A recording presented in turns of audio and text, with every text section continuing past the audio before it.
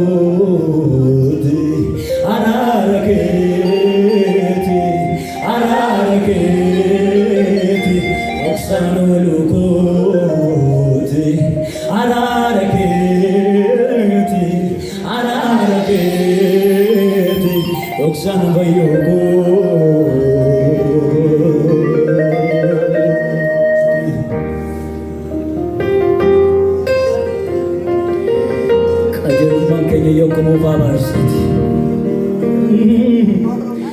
Jigaari kanatti yaadinaan lakkaatina jigaari nuyi ittiin fayyinen jiru ayyaana isaatiin. Waaqayyo cubbuu namaa namatti lakkaata'e eenyutu fuula Waaqayyo dura dhaabachuu danda'edha dubbii Waaqayyo. Sababni biraan jiru sababni jiraachuu keenya araara Waaqayyooti. Araara Waaqayyooti.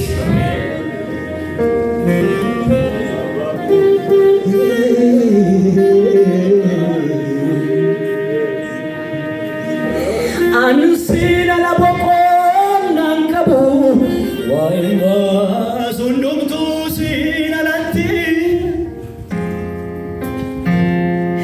yomu wabe ubira sinabu ukabatu damamni marti Anusina la bokona nkabu waimba sundumtu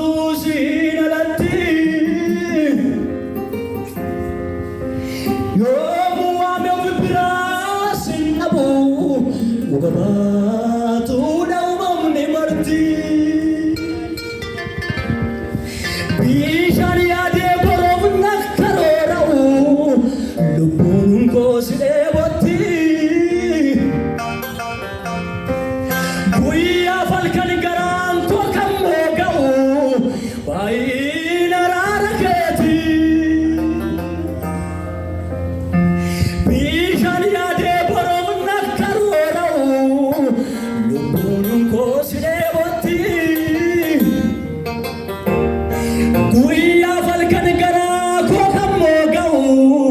Jesus jala lageti Gutun tau gamma tungkabu Waimba sundum tu sinalati Yomu ame ubira sinabu Ugabatu daumam ni marti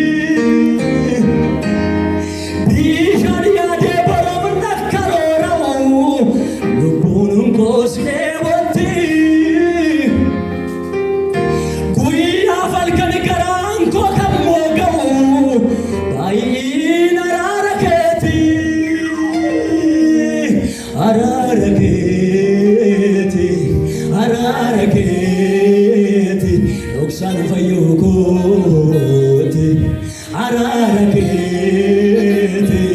Araraketi, Oksan Olukoti, Araraketi, Araraketi, Oksan Fayukoti, Araraketi, Araraketi, Oksan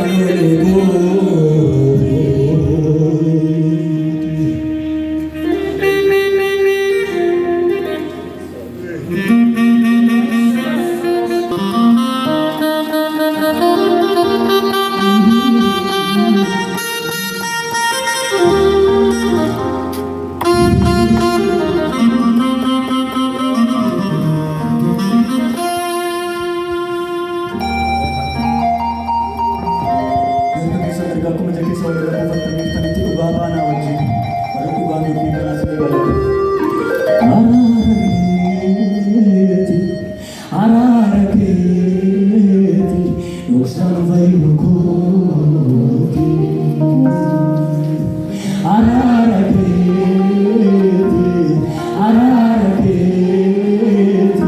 Oksan Olukoti.